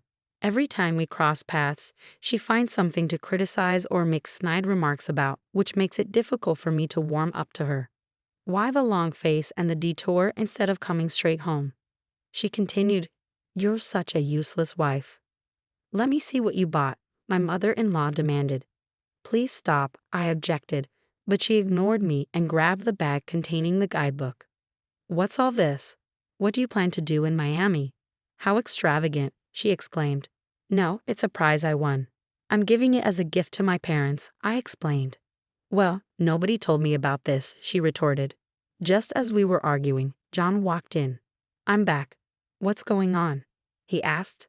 "Welcome home, John. Michelle won a trip to Miami," my mother-in-law informed him. "How thoughtless of you to give it to Michelle's parents without discussing it first." "I would have loved to go," John said. "I didn't know about the trip to Miami either.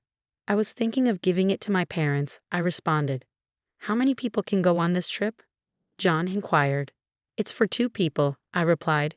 "You should have told me beforehand." "I would have loved to go too." "Why are you making decisions on your own?" John questioned. "I thought about going with just the 2 of us. But this time, I wanted to give it to my parents," I explained. "You're mistaken.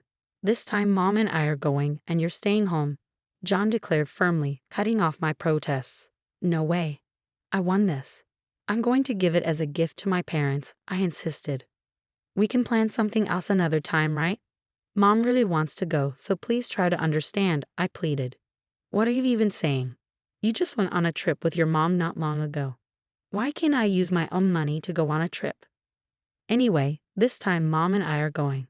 If you don't like it, we can get a divorce," John declared, dropping the word like a bombshell. The mention of divorce from my husband, used as a threat, made me feel a sudden wave of detachment towards him.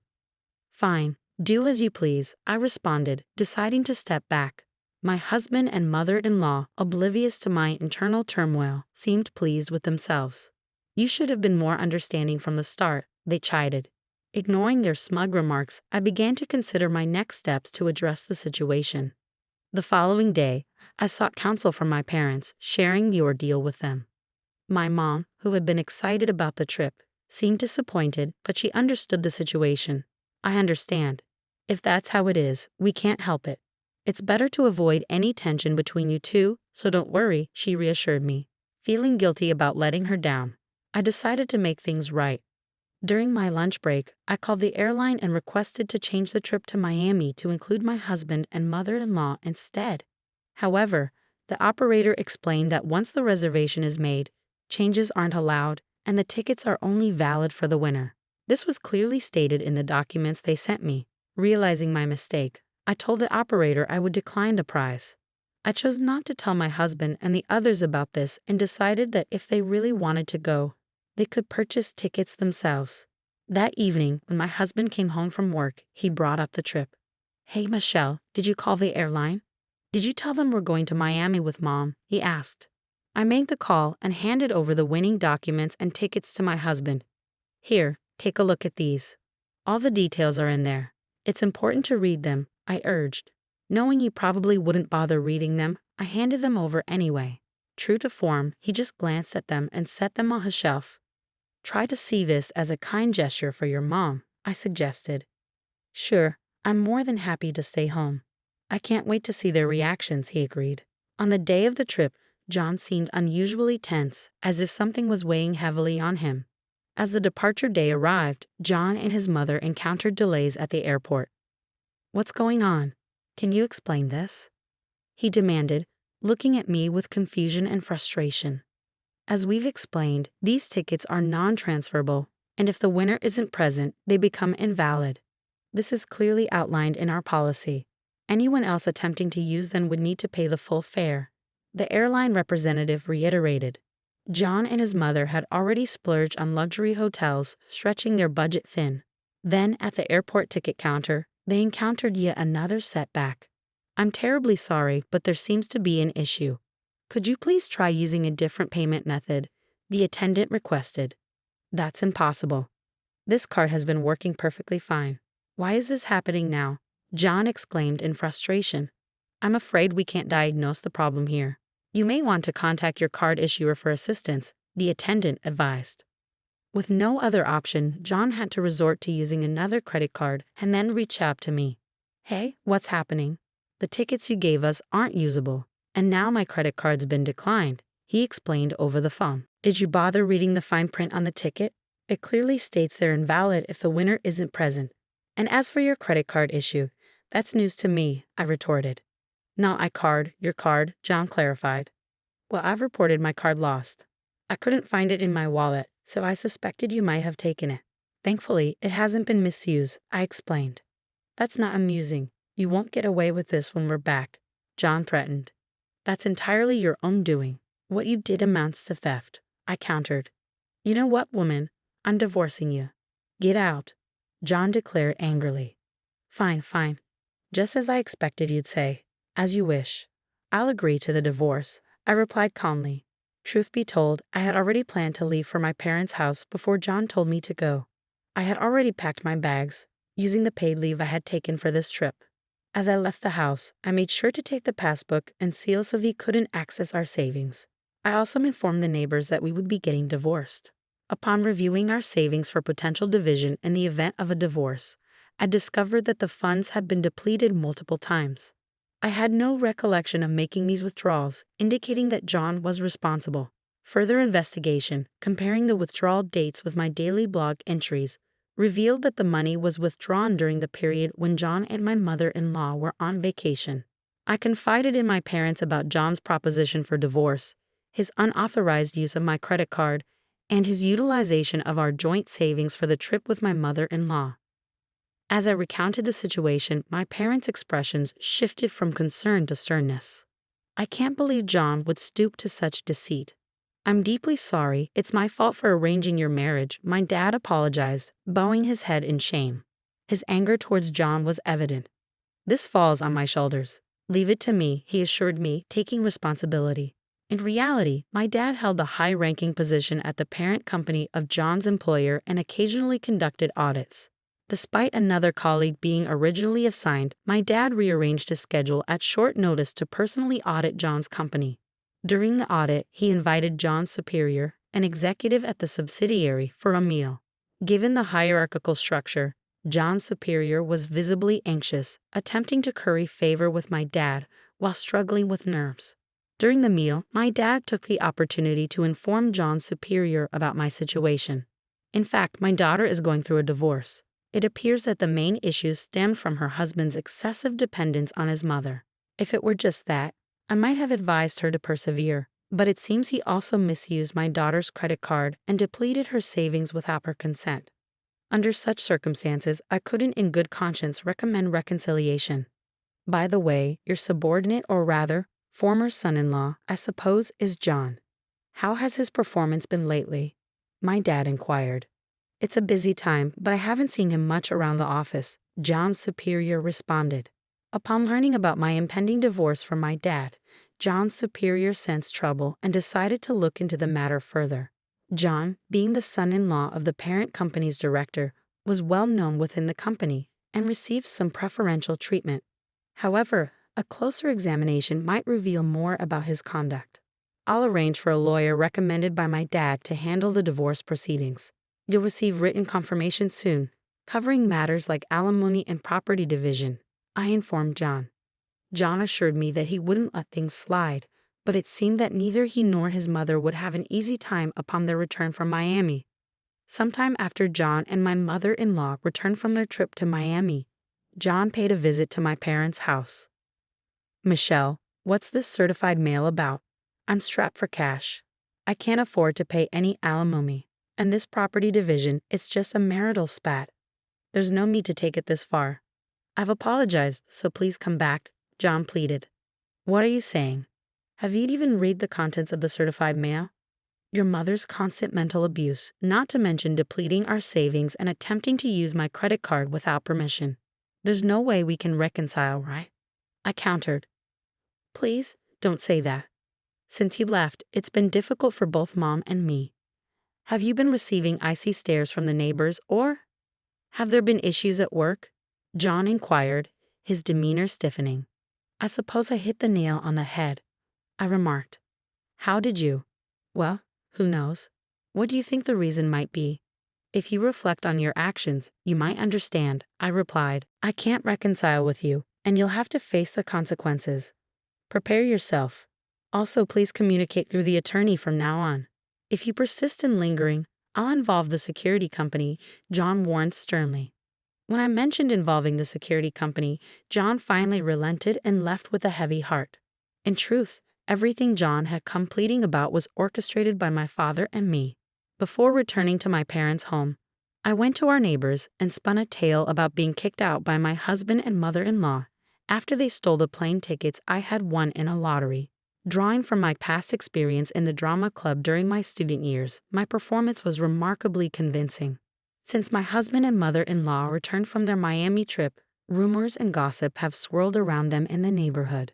My mother-in-law was mortified to learn from a local busybody that she was being shunned because of rumors like, "You took your daughter-in-law's winning travel tickets and threw her out, didn't you?" But now, it's your turn to hear the full story. Following this incident, my father initiated an investigation at my husband's workplace. It was discovered that my husband, who happened to be the son-in-law of a department head in the parent company, had been abusing his position. He frequently took time off during busy periods to travel with his mother-in-law, habitually arrived late or left early, and was even found to be embezzling company funds. Given the severity of his actions, he was promptly dismissed from his job. The company then issued a statement to all its employees, declaring an end to the preferential treatment previously extended to family members of senior staff. Thanks to the lawyer my father hired, my divorce proceedings unfolded smoothly, and I finally obtained my official single status.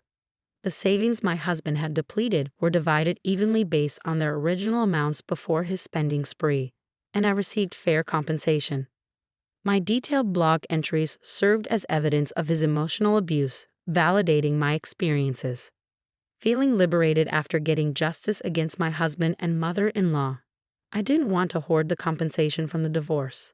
Instead, I decided to indulge and treat myself. Coordinating with my father's company holiday, I planned a vacation, seizing the opportunity to embark on the overseas trip I had previously missed out on. Initially undecided on our destination, we eventually settled on Miami, taking into account my mother's preferences. Together with my parents, we meticulously planned our itinerary, anticipating days filled with exploring crystal-clear seas, vibrant coral reefs, indulging in shopping, and relishing our long-overdue family vacation. Recognizing the sorrow I had caused my parents through my divorce, I was determined to make amends and create lasting memories with them. While thoughts of remarriage were far from my mind at the moment, I remained open to the possibility of finding genuine companionship in the future. Uncertain about what lies ahead, I focused on the excitement of our upcoming trip with my parents, cherishing the present happiness and looking forward to whatever the future may bring.